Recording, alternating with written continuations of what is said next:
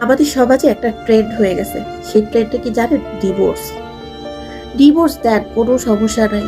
বা আপুরা আর ভাইয়েরা, ডিভোর্স দেন, কোনো সমস্যা নাই। কিন্তু সেটা সন্তান নেওয়ার আগে দিন। সন্তান নেওয়ার পরে ডিভোর্সটা দিয়েন না।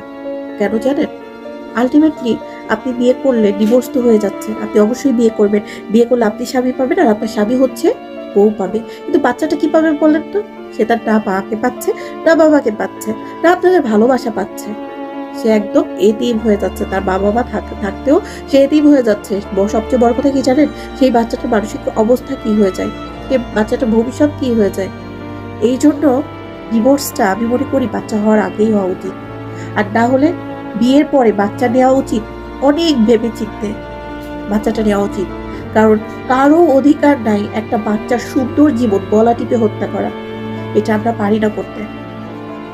কথাগুলো খুব খারাপ হইলেও